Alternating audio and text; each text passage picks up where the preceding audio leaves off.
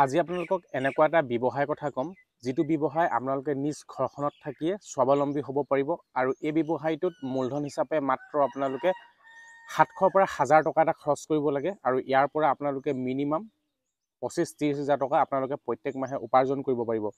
আৰু এই ব্যৱসায়টোৰ লগত প্ৰায় মই 7 বছৰ দিন জড়িত আৰু এই 7 বছৰ এক্সপিৰিয়েঞ্চ ফালৰ পৰা মই আপোনালোকক কিছু কথা জানিব বিচাৰিছোঁ। এইখনে হৈছে চাওক মোক নাৰ্চাৰী আৰু আমাৰ এই নাৰ্চাৰীখন আমি 7 বছৰ আগতে আৰম্ভ কৰিছিলোঁ আৰু বিশেষকৈ ইয়াত মূল্যৱান গছৰ আমি গুটিৰ পৰা পুলি প্ৰস্তুত কৰোঁ, যেনেকৈ আপোনালোকৰ বগা চন্দন, ৰঙা চন্দন, মেহগনি, সাঁচি, কলপুলি ধৰি লওক এনেকুৱা গছ পুলিবোৰ যিবোৰ গছৰ পৰা নেকি মানুহে এটা সময়ত ভাল টকা পাব পাৰি। ধৰি লওক চাওক এইটো এটা বগা চন্দনৰ পুলি, এই বগা চন্দন পুলি আৰু বগা চন্দনৰ ভেলু আপোনালোকে বৰ্তমান জানেই, গুগলত উপলব্ধ আছে। আপোনালোকে ইণ্টাৰনেটত সবিশেষ যদি জানিব বিচাৰে ধুনীয়াকৈ জানিব পাৰিব। এই গছপুলিটো যদি আপোনালোকে ৰোপণ কৰি থৈ দিয়ে তেতিয়া 15 বছৰ পাছত ই কিন্তু আপোনালোকক 1 লাখ টকা পৰ্যন্ত এটা উপাৰ্জন দিব পাৰে। আৰু এনেকৈ ধৰি লওক দুটা ধৰণে আপোনালোকে টকা পাব পাৰে। চাওক যিসকল নিবনুৱাই ঘৰত থাকি এনেকুৱা মূল্যৱান গছপুলি ৰোপণ কৰে মানে প্ৰস্তুত কৰে, তেওঁলোকেও এটা ভাল উপাৰ্জন হ'ব, যেনেকৈ আমি উপাৰ্জন কৰি আছোঁ। আমি এনেকুৱা মূল্যৱান গছৰ গছপুলি প্ৰস্তুত কৰোঁ আৰু যিসকলে আমাৰ পৰা পুলি ক্ৰয় কৰি ৰোপণ কৰিব তেখেতসকলেও কিন্তু 15 বছৰ পাছত ইয়াৰ পৰা এটা ভাল টকা পাব, যেনেকৈ বগা চন্দন আৰু এইটো এটা চাওক ৰঙা চন্দনৰ পুলি। আৰু জানেই বৰ্তমান ৰঙা চন্দনৰ ভেলু কিমান। চাওক এইটো এটা ৰঙা চন্দন কিমান ধুনীয়া। আৰু এই গছজোপাৰ ওপৰতে আপোনালোকৰ চাউথৰ এখন বিখ্যাত মুভি বনিছিলে, যিখন সকলোৱে জানে পুষ্পা 1 আৰু পুষ্পা 2, মানে পুষ্পা পাৰ্ট 1, পুষ্পা পাৰ্ট 2। আৰু সেই কাহিনীভাগ এনেই বনোৱা নাই, এইজোপাই গছৰ ওপৰতে বনাইছিলে, যিজোপা গছৰ কিন্তু ভেলু বহুত। আৰু যেনেধৰণে ধৰি লওক আৰু বিভিন্ন মূল্যৱান গছ আছে, যেনেকৈ এয়া হৈছে চাওক মেহগনি। আৰু বহুতে হয়তো নাজানিব পাৰে মেহগনিও যদি আপোনালোকৰ বাম মাটি আছে ধুনীয়াকৈ খেতি কৰক মেহগনি।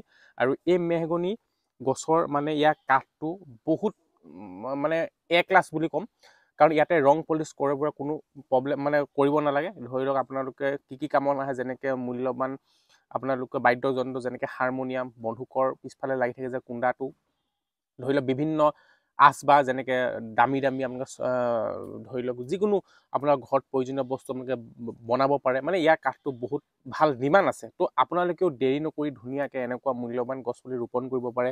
এইবিলাক হৈছে আমাৰ সাঁচি পুলি। তো এইবিলাক চাওক ইমান ধুনীয়া ধুনীয়া সাঁচি পুলি। আৰু এনেকুৱা মূল্যৱান গছৰ পৰাই আপোনালোকে ব্যৱসায় আৰম্ভ কৰিব পাৰে। স্ক্ৰীনত এটা ধুনীয়াকৈ ফোন নাম্বাৰ দিছোঁ, তাতে যদি আমাক হোৱাটছআপ কৰে বা ফোন কৰে, মূল্যৱান যিকোনো গছৰ আমি গুটি মাত্ৰ 700 টকাত আমি আপোনালোকক দিম। তাৰ পেকেটবোৰ হৈছে 700 টকা।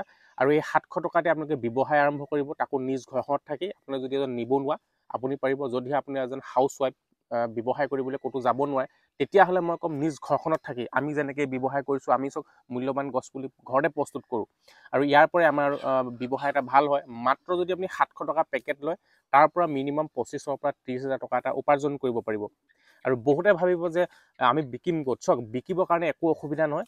আপোনালোকে যদি সেই গছপুলিবোৰ যেতিয়া প্ৰস্তুত কৰিব, আপোনালোকে আমাক যোগাযোগ কৰিলেও আমি বিকিবলৈ আপোনালোকক সুবিধা কৰি দিম। লগতে আজিকালি ছ'চিয়েল মিডিয়া যুগ, ছ'চিয়েল মিডিয়াটো আপোনালোকে যদি সদব্যৱহাৰ কৰে, যেনে আপোনালোকৰ হোৱাটছআপ, ফেচবুক আৰু ইউটিউব, এইকেইটাত যদি আপোনালোকে আৰম্ভ কৰে, মানে আপোনালোকৰ পষ্টবিলাক ৰেগুলাৰলি দি থাকে, তেতিয়াহ'লে আপোনালোকক ছ'চিয়েল মিডিয়াটোৱে কিন্তু বহুত সুবিধা কৰি দিব, যেনেকৈ মোক কৰিছে আপোনালোকো কৰিব। মানে এতিয়াৰ পৰা আপোনালোকে ব্যৱসায় কৰিবলৈ ক'তো যাব নালাগে, নিজ ঘৰখনত থাকি আপোনালোকে ব্যৱসায় কৰক আৰু প্ৰতিমাহে কমেও 20-25 হাজাৰ টকা আপোনালোকে নিজ ঘৰখনত থাকি উপাৰ্জন কৰিব পাৰিব।